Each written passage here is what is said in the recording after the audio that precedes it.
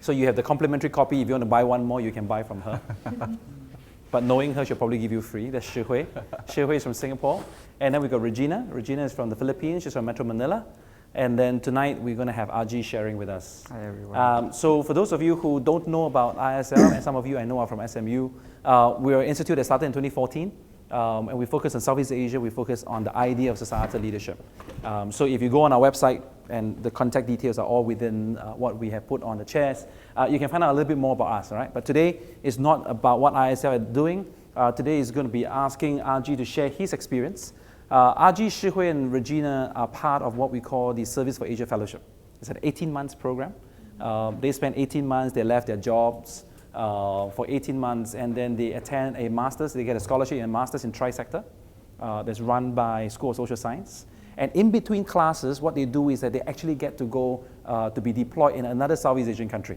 All right. So Aji was in Yangon, Regina was in Jakarta, and Shi Hui was in Timor, and then she came back to Singapore with HealthServe.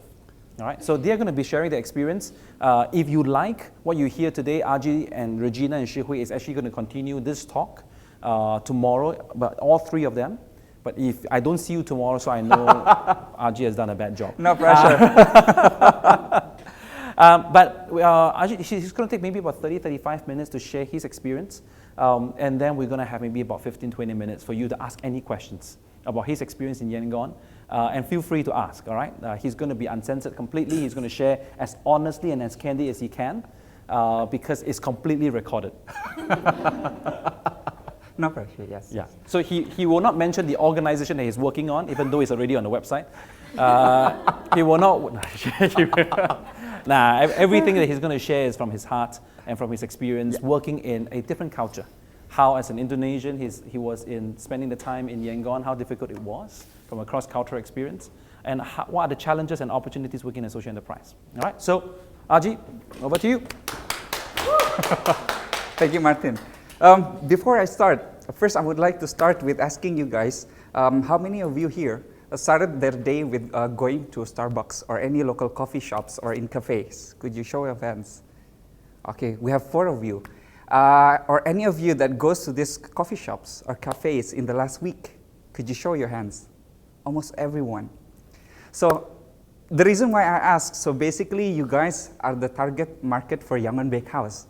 So basically, I'm going to share you a bit of the story of what Yangon Bakehouse is and what kind of work that they do at Yangon Bakehouse.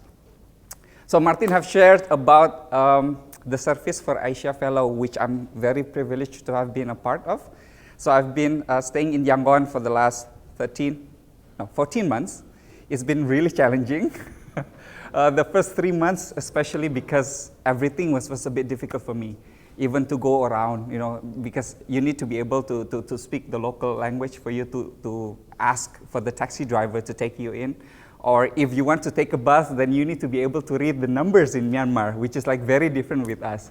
And also including the food, because, well, as you know, probably like food in Myanmar are very different with Indonesian food, because a lot of them are actually very, very oily. And I asked my friends, why is that? Because they say that it's, in the old days, when they don't have enough electricity, so basically when they make food, when they make curry, so they just put a lot of oil so that the food could preserve itself without need to put in the fridge. So I was like, okay, that makes sense, but yeah, very interesting. So I'm going to share you a bit about the organization. So Martin says that, already mentioned that I've been deployed to an organization in Myanmar. So I'm going to share you about this acronym of a YBH, or what we call a Yangon Bakehouse. So this is a wonderful social enterprise in Myanmar. So basically, the reason why I ask you whether you've been to a coffee shop or to a place like a Starbucks or a cafe, because that is the operation model of Yangon Bakehouse. So basically, they have 2 phases. The first phase is these coffee shops, where they establish coffee shops like Starbucks, where they sell coffees, they sell cakes, they sell cookies, and they get a revenue out of it. However, in the other phase, they do have this program where they do women empowerment program. So basically what they do is that they recruit women coming from underprivileged families, giving them 10 months of culinary training, and after they graduate, we put them in the placement partners, which is like cafes, small cafes and small restaurants where they could earn a living for themselves and for the family that they have. So, based on our internal assessment on these apprentices that comes into the program, we then realized that for every single woman that comes into the program, they have 5 dependents around them. So for whatever it is, the earnings that they're making, they impacted 5 other peoples in their circle. And we are happy to know that for every woman that's graduating from our program, on average, they have an increase of income of 3 times of what they usually earn before they got into the program. Some of them don't even work at all, so they don't have any income. But for some of them, on average, they receive an additional 3 times of earnings. And probably some of you ask, why women? Why not men? Because the founders of Yangon Bakehouse believe women empowerment is one of the key for you to have a poverty alleviation or creating jobs. Because I have to admit this, and on most cases, women actually make a better managers when it comes to financial matters. When they receive money, so they have the tendency to reinvest it to the people that that depends on them. They put their kids into schools, and they made investment for the educations, for future savings. They have a better grasp on what they do with the money in compared to their husbands, unfortunately. Now, these are the preview of what Yangon Bakehouse is like. If you see the picture on top, so that's our Yangon Bakehouse pictures. Could you tell me what that is? What our shop looks like? These 2 things, sorry? Exactly right. So that is basically 2 containers stacked up. So that's our office in Yangon. And we use this office not only for office, but we also do the training for the apprentices. And downstairs, we have also the kitchens where our production site is. And what's interesting is that working in Yangon, especially during the monsoon program, where the heat gets to all the way to 42 degrees in the afternoon, and we got a lot of electricity shortage all the time, because during the monsoon, during the hot season, basically what the government said to the people is that they don't have enough water debit to run the electricity for the dam. So we have electricity cut off all the time at 42 degrees outside inside a container of metal. So yeah, it's a free sauna, but it worked really interesting.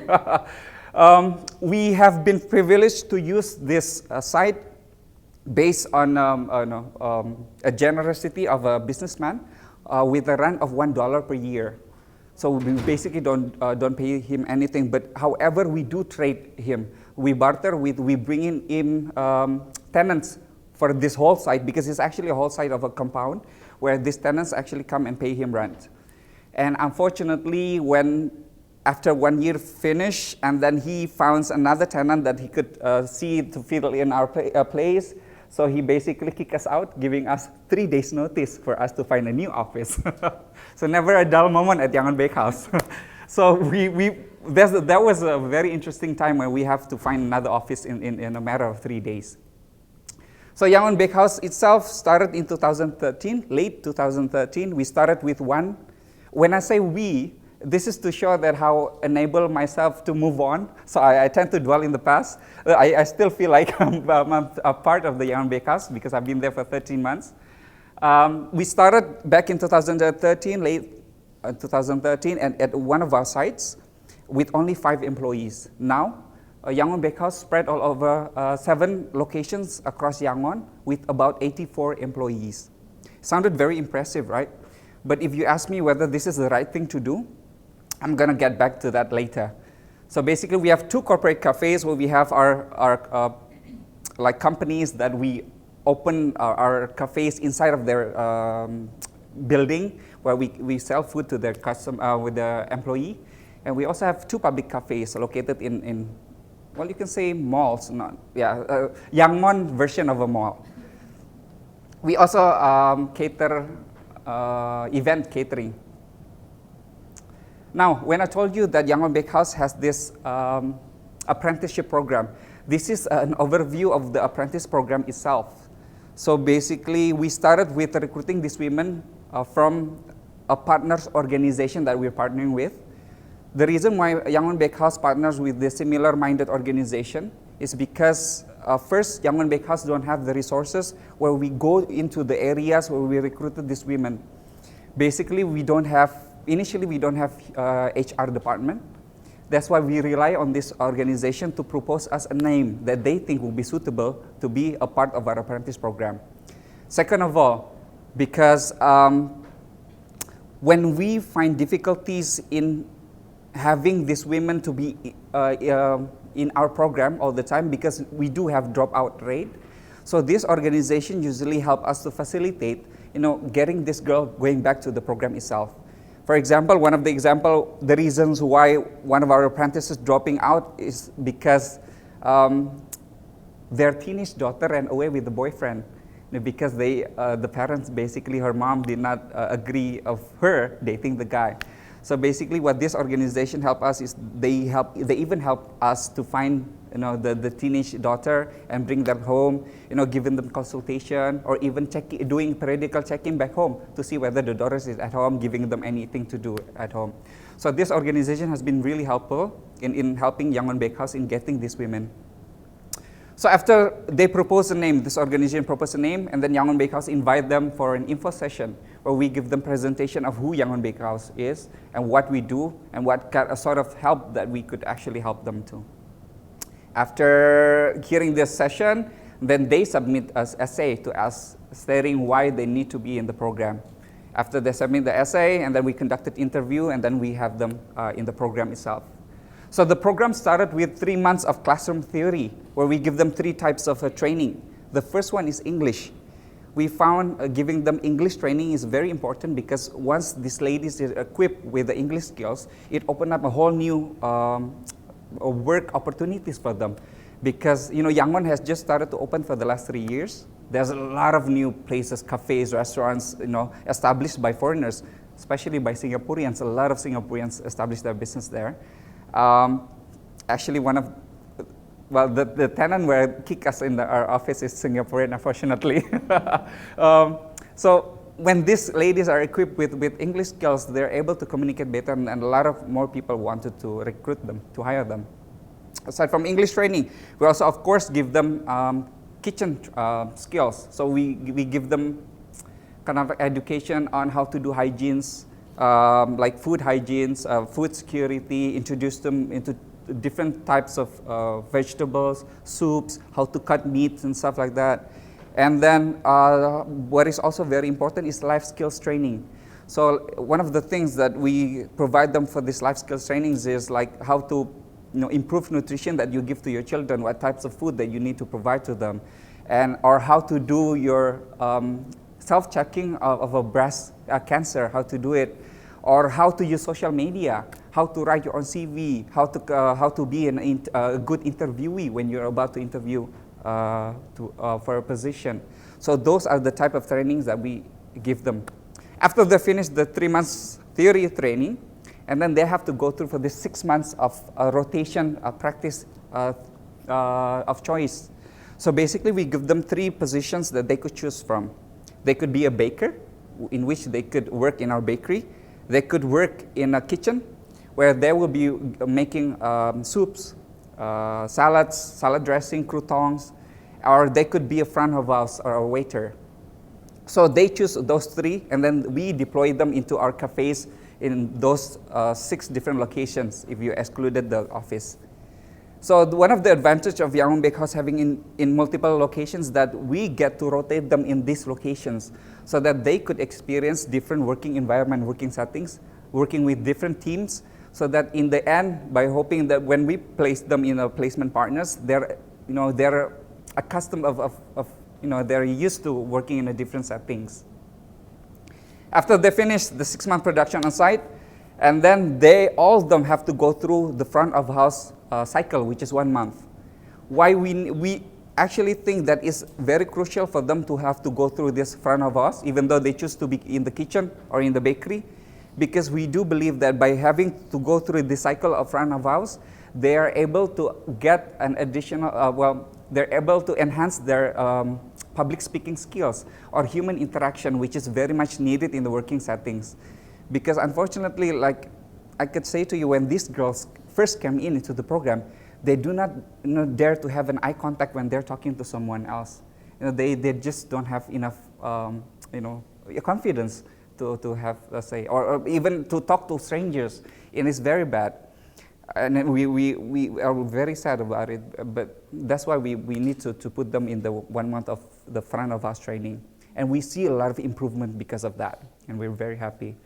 So after they graduate, we then, as I told you before, we have our placement partners as well. So our placement partners are basically similar small restaurants or cafes in which we put our apprentices in. The reason why we choose small cafes or restaurants is because that we want to make sure that we have a higher probability of the successful placement with these restaurants. Because we're afraid that if we put them like in a big hotels or big restaurant with a totally different working environment like Yangon Bakehouse, the possibility of them to able to adapt or to adjust will be less likely than when we put them in a small-minded restaurant. So after we put them in the job placement, this is where our monitoring and evaluation program kicks in. So in the first 3 months of the placement, we do a follow-up checking. We go there to the placement partners, and then we go to the apprentices and we conduct a series of interviews with them, asking them how are they doing, what's been doing well, what we could improve on, and those sort of stuff. So based on this data, then we make an assessment, like the data that I present to you, like how much increase that they could earn after they graduate from the program, etc. So there's a bit of overview of the Yangon Bakehouse itself. Now, when we're talking about opportunities and challenges, I don't think there will be enough time for me to discuss the challenges of working in the thriving young social enterprise in Yangon. So that's why I choose to focus only on the 3 most important things that I found at that time. The first is balancing between social mission and business sustainability. Doing good versus doing well. I guess sustainability is a very difficult thing for you to achieve when you establish something new. Not only social enterprise, if you want to start like a new company, then sustainability will also be the case. And for social enterprise, it would create a totally different level of sustainability, because you are using your profit to support your social mission, not only to support the business sustainability. So it will be trickier for you to do that. And when you ask someone about social enterprise, usually you find the two very opposite opinions about social enterprise: the profiteers and non-profiteers. The profiteers say, no, it's okay, of course you make a profit. We like money, as long as it's not creating devastation in the earth, then it's okay. And then from the non-profiteers say that, you're all about doing good. I'm not very comfortable, if you run as an enterprise itself. As a matter of fact, a social enterprise is in many shades in between. So in between making a profit and in doing good. And the most challenge that we have is finally actually to find that balance, the delicate balance, and where you need to be in the scale, whether how much good that you need to do or how much money that you need to earn. It's a continuous journey, actually. So that's where you as an entrepreneur is actually being tested, to find that balance, to find the opportunity when you could make a lot of money out of it, but then at some point you don't mind losing several of the bucks because you want to create a greater good. So that's also happened in my organizations, because so basically in every cohort we take in 12 women into our program. There is one very difficult time of us when we don't have enough money to fund these girls. So we have to cut down like the number of the girls that we take into the program. So basically at that time we only took in 6 rather than 12. So it's about to find the right balance. But what I do think that is important for you is to sustain the business itself first. The social mission could adjust based on that. And then, throughout the time working on social enterprise, especially when your social enterprise has been established for quite a while, and the business has been growing, and you have a good brand, you are actually exposed to a greater financial opportunity. You will have several grant donors come to you and offer you a loan, actually, any other financial opportunities. And it's about focusing on the mission, because I notice not only on my organization itself, because unfortunately that happens to us as well, but other organizations, when they're presented with this kind of opportunity, they just grab it without reassessing themselves, internal capability, whether this is something that they need to do in the future or not. Because I see several organizations, when they are presented with this opportunity, they just take it, and then they decided to do something else, which they're apparently not good at it, and then they fail, and then they lose money. So, and then they becoming dependent to the donor again to fund themselves. So they're not being sustainable. So it took the word social enterprise to waste if you do that. It happens to my organization as well, unfortunately. So we were given this loan, we take in, and we decided to establish an integrated kitchen. We spent about $40,000, and it's not working well. So we basically got cheated by one of the contractors and stuff like that. And the location of the kitchen itself is way up north, which is not going well, because our locations are in southern part of Yangon. So I guess that's what I'm trying to say, is that when you're having a better brand and you're faced with these opportunities, I think this organization need to focus internally, reassess the internal capability first to see whether it's time for them to seize this opportunity. So the second, which I think that is also crucial, is a matter of resources. When I interview several of our friends, social enterprises back in Yangon, I do not see, none of them actually have a dedicated HR department or supported with an HR personnel with the required skill sets that they need. None of them has it, which I found it very interesting. They found HR division to be in the lowest rank of priorities, because they say that it's a cost center. We don't need it. What we need right now is actually to be sustainable, or we need a business consultant development. So they choose business development consultant over an HR, because they always aspire to be bigger. They want to create a bigger impact. They want a bigger profit. So that's why they don't see HR as an important department, in which is actually what's happening is the other way around, because a lot of them has retention issues in the organization itself, and they have difficulties in trying to attract new talent to go into the organization, because they don't have a designated HR department. And what I learned also when we're trying to recruit these people coming into the organization is that we need to target the right audience, the people that aspire to do something good, and using the proper channel. When I also talked to one of the founders of these organizations, I asked them, like, if you have an opening, what do you do? What channels do you use? So a lot of them say that basically they just use their existing networks. They ask their friends, do you have anyone? Or they ask the employee, do you have your friends that wanted to apply for us? So it sounded like they're not really serious in getting new talented people. And when they just later learned from that Yangon Bakehouse actually posts our announcement in the newspaper, we also use recruitment agencies, because we are in desperate to find someone that is like in the middle management, that they could help the founders to run the organization. They're very surprised to see that we are willing to invest in that kind of money. So one thing that we also learned, that when we recruit people, we also, moving beyond divine boundaries, we also willing to find people coming from a corporate side of the industry.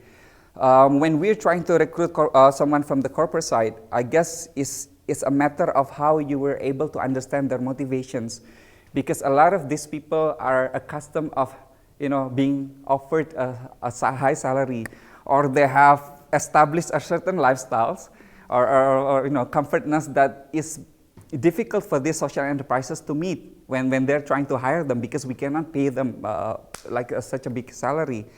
So at that time, I could just share what Yangon Bakehouse did at that time was we offered something else aside from the monetary gain that they could get.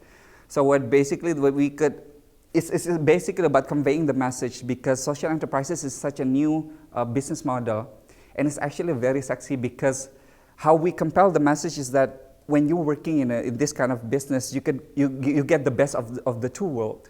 You get this a corporate settings, working in a corporate settings, but at the same time, you're also exposed to the social mission.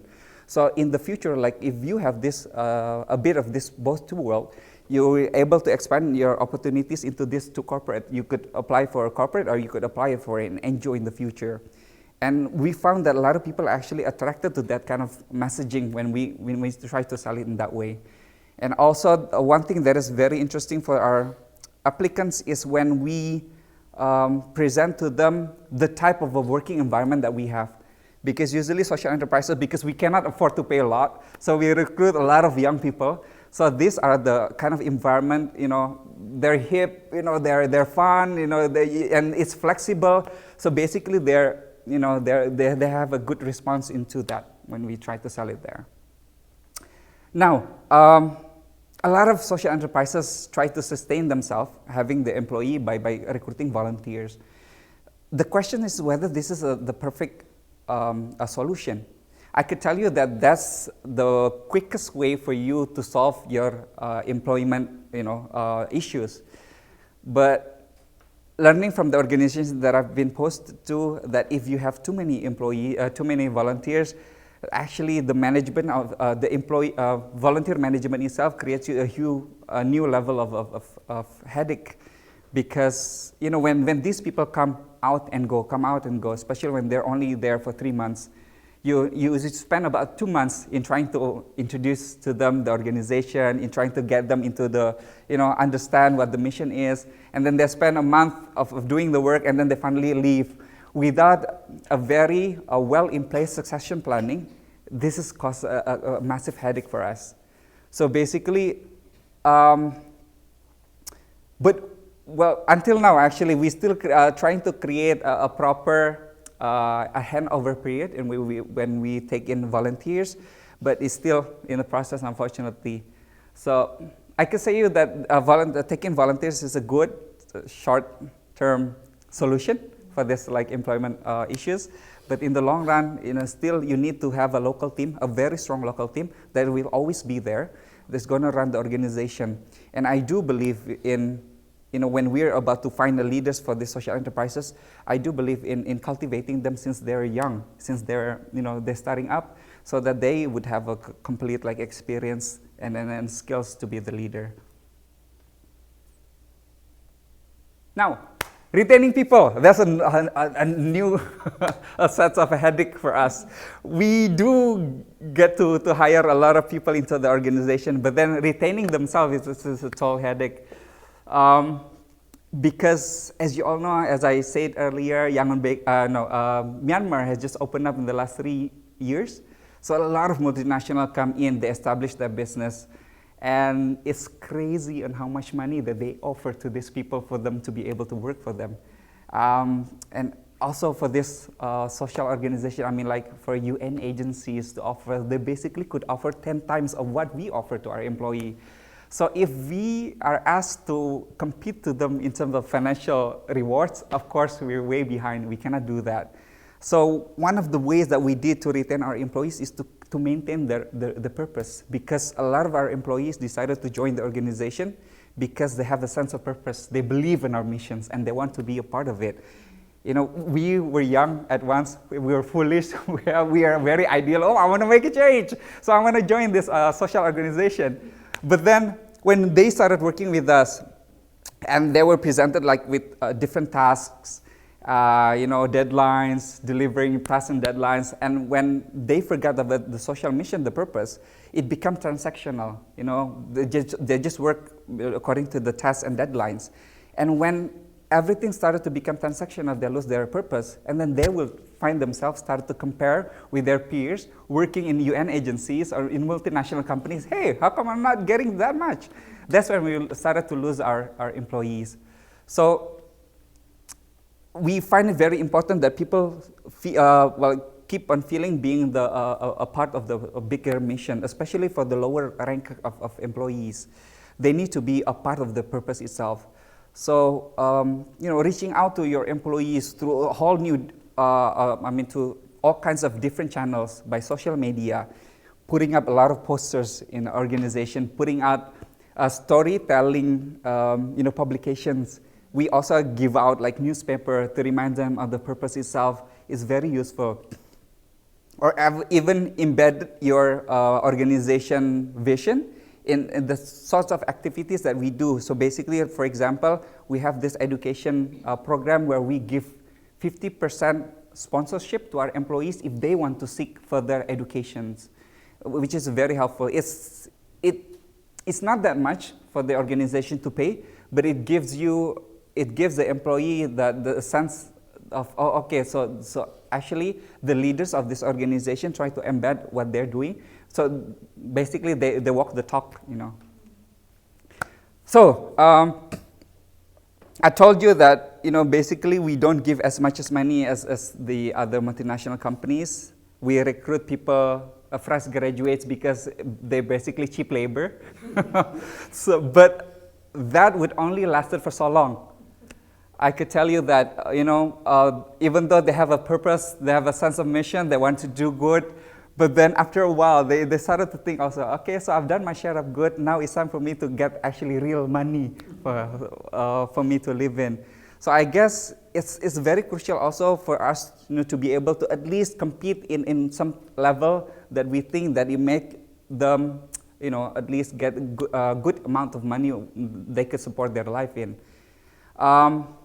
We've had this talk, I had this talk with our founders, and unfortunately I've had the opportunity to sit with one of our donors where we apply for a grant, where they dissect our budget and they take out all of the overhead costs that they do not want to sponsor. So basically they only want to sponsor the program 100%, and which we found is very difficult, it's very challenging. So there's actually, and when I talk to other fellow social entrepreneurs in Yangon, they face the same thing. So that's basically what hinders these social enterprises to scale up, because we couldn't find enough money to support the business.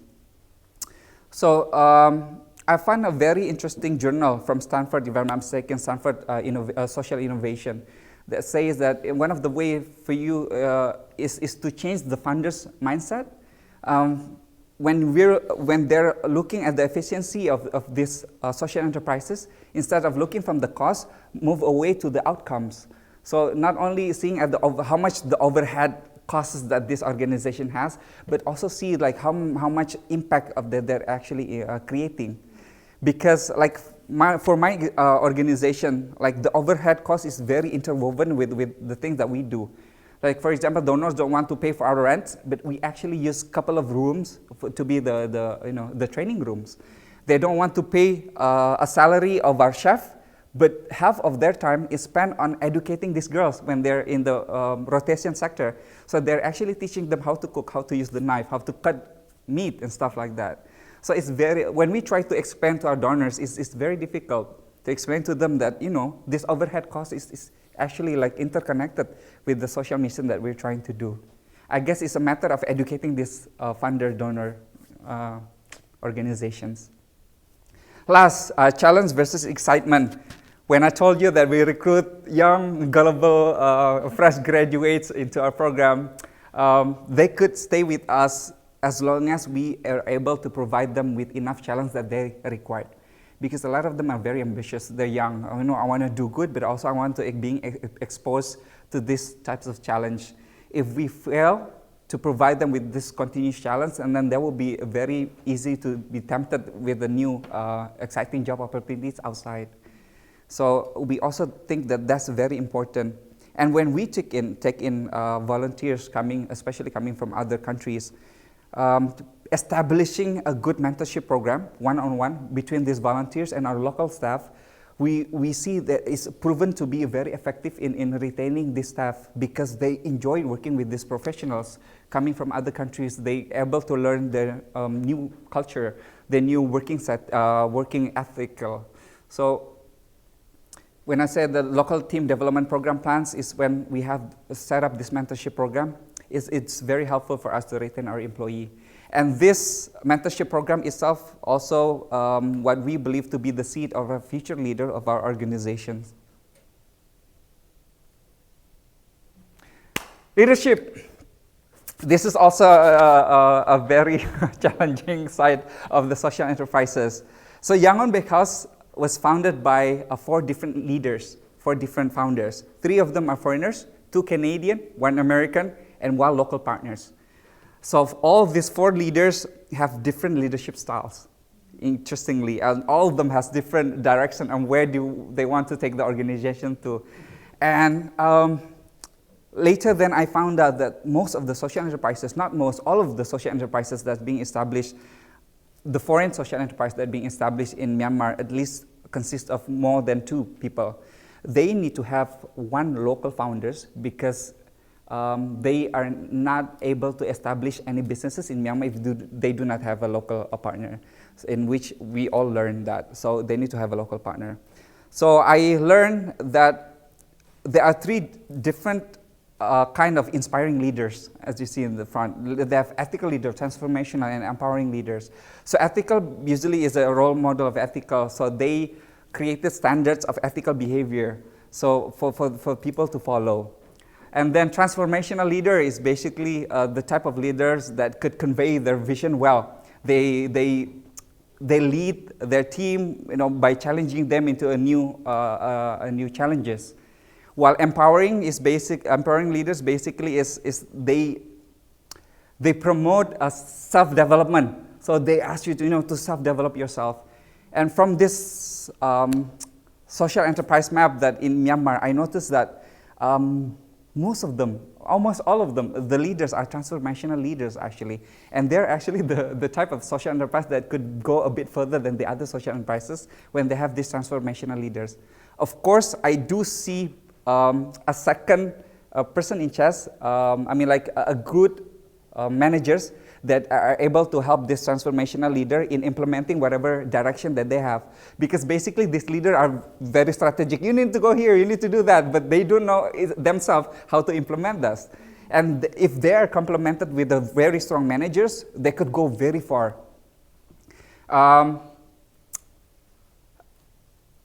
On the relationship side of the leadership itself, now I'm writing about trust versus institutionalized kind of relationship. This is something that I learned from my organization itself and from 2 other social enterprises in Myanmar.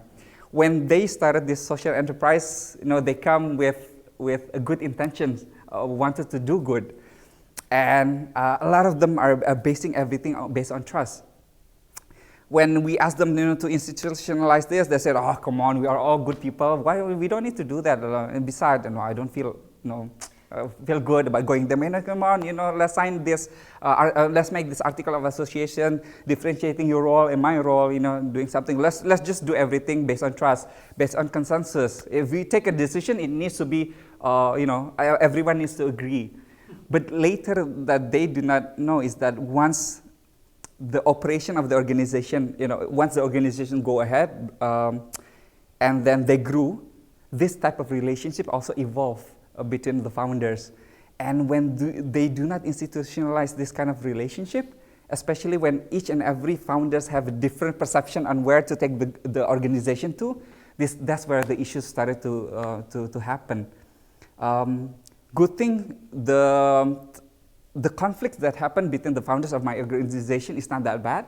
It could still be resolved within the organization. But there is a very bad story that happening to one of the social enterprise in Myanmar. I don't know whether you've heard of it, where actually one of the founders kicked the other founders out because when this social enterprise started to make money. So when they started to have this $25,000 in saving into the bank, so basically the local founders decided I don't need you anymore, so just get out of my way. And they started to do all this crazy stuff. They call in the police just to get rid of the other founders. So I guess that would, well, you could say that could be mitigated if the type of relationship that they have is not based on trust, not based on a verbal agreement, but if they have an institutionalized relationship, it would be better for them. Yes, so that's some of my sharing session. Now I open the floor if you have any questions. Any questions for RG? I'm going to start with one. Okay. We did not talk about that. Yeah. I've really wanted to ask you since day one. But would love any questions that you guys will have. How have you changed in the last 14 months? How has the experience been? You have shared a lot of really good, actually I was just thinking, a lot of this should go into article format and share with a lot of people. Because it is actually very good content. But personally, in the last 14 months, you came from KPMG, you work in a corporate sector, now working in a social enterprise. How has something changed within you? A lot has changed. He had a bit more hair. Hey, that's true. Yeah, if you see my picture before I started this whole thing, it would be a totally different picture with I'm currently in. One thing that changed mostly is how I see things. I'm way more patient right now compared to the way I am previously. Because being in a very well-established organizations like multinational company, when you have all the system and procedures in place, and when you about to start to do something, you could actually see that's happening, it's very nice. But then being in this, young, struggling social enterprise, being located in Yangon, where everything seems to be abstract at first, at one point it becomes frustrating, and then until at some point I decided to become, to be more patient. When I'm working, I need the internet, and then suddenly lights off, no internet. I was like, okay, that's just Yangon. When we wanted to do this series of interviews with candidates, we want to recruit, on CVs, they look good and stuff like that, but then they didn't show up. And then we call them, why didn't you show up? Because, I don't feel right, and probably, I could not find a taxi to go there. This kind of things that, teach you to be very patient. But I guess that also the lesson learned for me is to be more, resilient in a way. Like if you are faced with a roadblock, you need to find like at least 5 different backup plans for you to be able to do your plans, because or else you will not have anything go. You need to find this other alternatives way on for you to do it. So you've grown more resourceful and creative. Yes, and more. I don't know how to say it in English, but yeah, basically say that. We have translators. You can say in Bahasa. Culas lah, lebih culas lah. Yeah, basically yes. Very cool. Questions from Indonesian friends, Philippines. Feel free. I have maybe a personal question. I'm Yes. studying from SMU, I'm a student. This is quite recent, right? Yes. So then, after this experience, being in a social enterprise in Myanmar, then what are your plans and what do you plan to do from now on? That's a very good question. So I'm gonna share you a bit of a story. Actually, the reason why I applied for this program, the Service for Asia Fellowship. So outside of my time working at KPMG, so I kind of do this work with my aunts and a couple of her friends, where we look after the scavenger community. So we basically go there and we give the kids of the scavenger community nutrition improvement twice a week. So we go every Thursday and we go every Sunday. So we give them milk, nutritious food and stuff like that. So because we want to see these children to grow, they feed their brains so that they could, at least have their brain feed. So, but then we realized after doing this for the last 2 years, these kids has actually grown. And we realized that if we don't put them in school, these parents would see economical potential in this kid and put them in the street, and so they could earn money for the parents.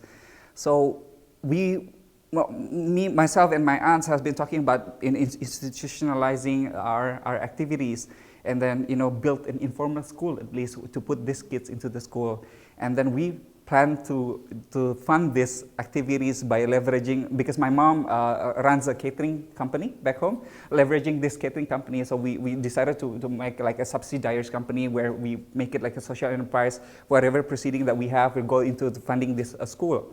So that is actually my plan when I decided to go back home to start this social enterprise. But then having to spend 13 months in the struggling social enterprise in Myanmar, I kind of see I see that I need to have more preparation before I actually wanted to start this. Well, first of all, I need to start, think of everything for the financial side, for the curriculum, for the school. What are we going to teach these children? What are we going to do with their parents? Because I do believe that if we want to put the children into the school, we need to give the family economical benefits as well. So we plan to recruit these moms, into the kitchen itself. And when we take in the kids, of course, we're going to feed them as well in school. We give them a bit of money in which they could put in their savings in school. So there's a lot of whole different things that we need to think of. So I think I'm not going to start doing this right away, but probably in the next 2 years or 3 years, while still consulting with the founders of Yangon Bakehouse back in Yangon. Very cool.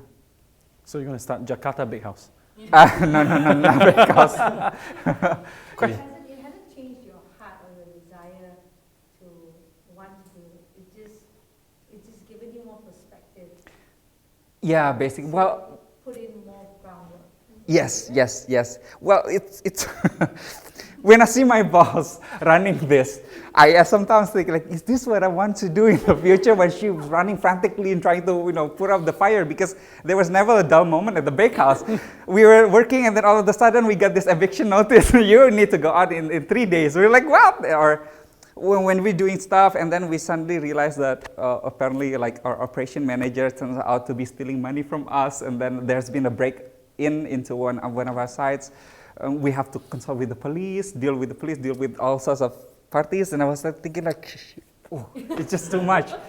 But I guess, and it's good actually, we just met, so before this talk, we had the opportunity, the luxury to meet this wonderful lady that started Emancip Asia.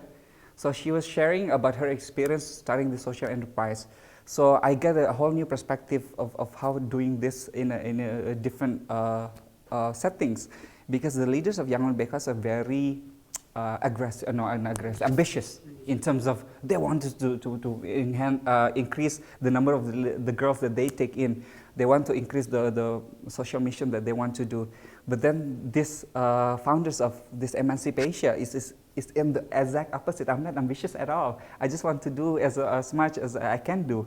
So I guess it's just, again, finding the right balance and which side, which point that you want to be in.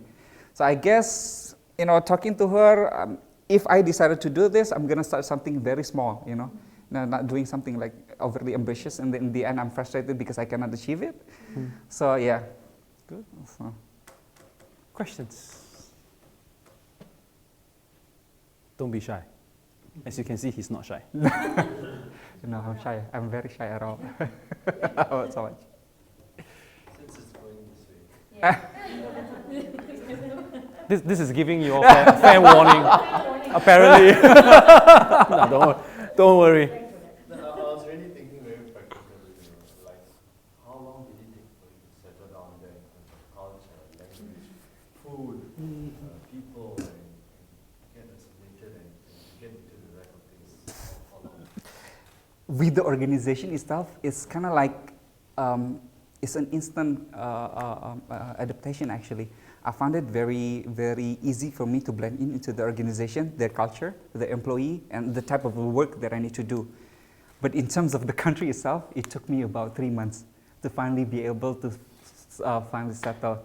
The first 3 months was hell for me, to be honest, in Yangon Bakehouse, because before we started to move in, we got in touch with the people from Yangon Bakehouse. They asked what kind of amenities do you want in your place, and I said, there's no warm water would be nice, with internet, because I was kind of hoping that, to be in Jakarta or Singapore, with air cons, of course. And they said, okay, so those kind of amenities would cost you about 800 USD per month. I was like, what? 800 USD? Are we talking about Yangon here? Yes, this is Yangon.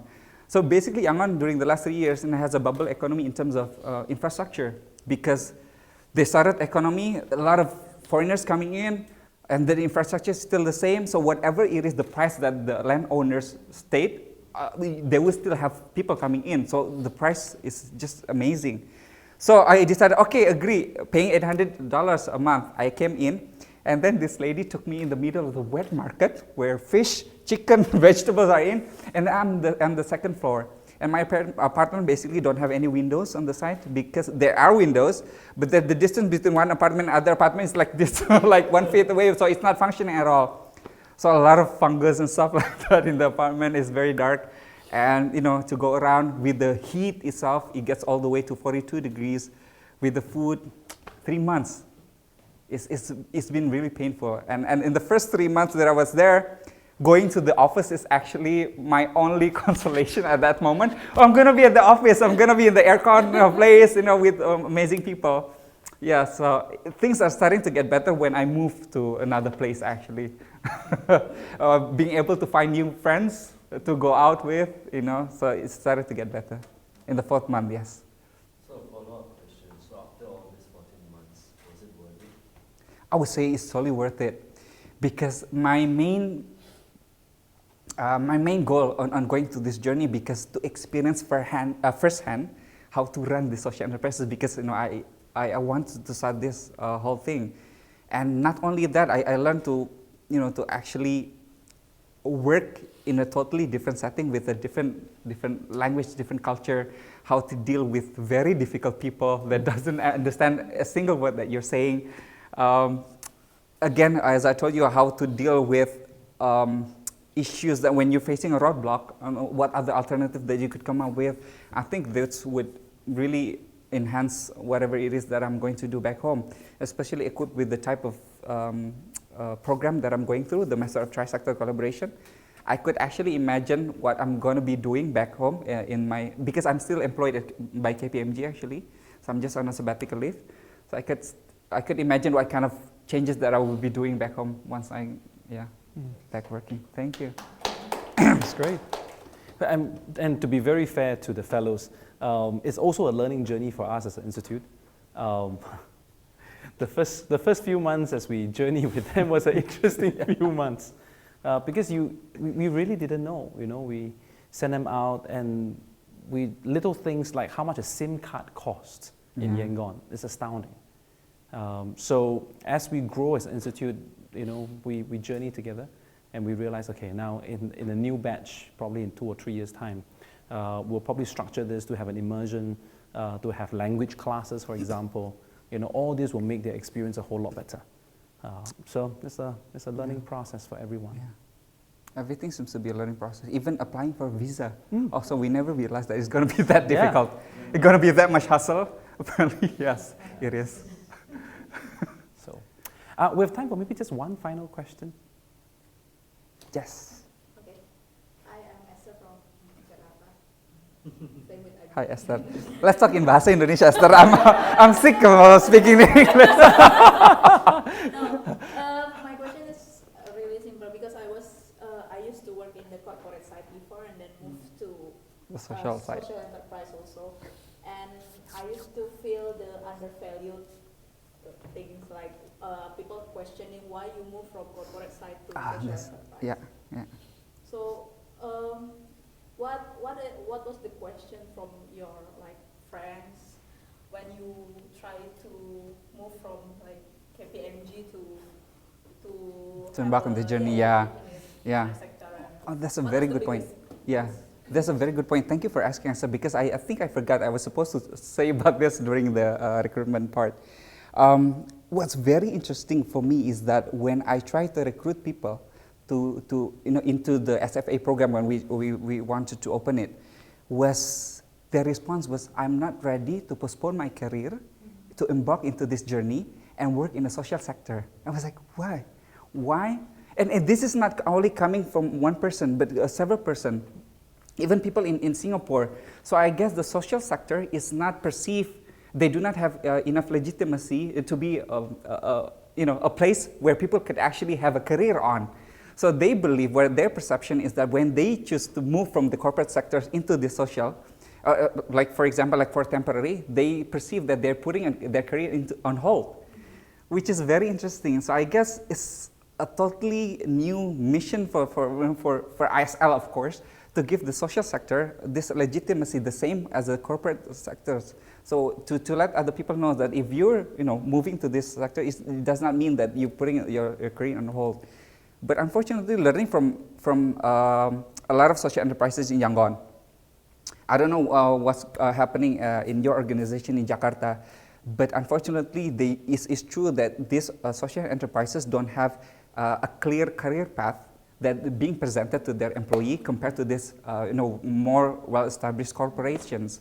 So that's why they perceive that if they're working there, so you're just basically doing there. So that's why I was asked, presenting about giving them challenge, giving them enough career path that they could go through, because if they in the same position for a certain period of time, they would feel like I'm not going anywhere, so then I just decided to leave.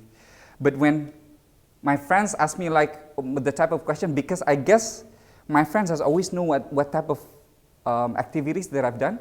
I mean, because I've also been very insistent on taking my friends to join me into overlooking this scavenger community. So when I tell them that I'm doing this, they were like very supportive, and then they totally get it. Okay, yeah, you've been wanting to do this all the time. So yeah, I think this is a very good chance for you to do. Yeah, so they've been very supportive because they know that I've been trying to do this for a long time. But then, yeah, the very sad thing is that the perception of when they think that they're putting their career on hold when they want to embark on this journey is very sad. I think that's the mindset that we need to change. Yeah. Well, step by step, with more stories like this, I think we can slowly change it. The reality is that we think that there's going to be a movement that people who work in social enterprises or charities will be valued for an interesting skill set of being resourceful, being creative, in the way of being more resilient when it comes to difficult times. The difficult part is the practical side, because most of the time when they join with a pay cut. And when they go back to the corporate world, they typically take your last drawn salary and they add a percentage. So that is the one that we need to address, because that is a practical HR issue. He will know what I'm talking about. Yes. Because corporate always pack your last drawn salary in terms of how much you're going to be paid in your next job. I would very appreciate if you could talk to my boss when I decided to come back. What I used to do is to give a letter to my employees when they look for a new job, is to say that this is what they used to get. As a charity, I can only afford this much, but this is what they are worth. So that gives them a letter from us, right? But it's a great experience.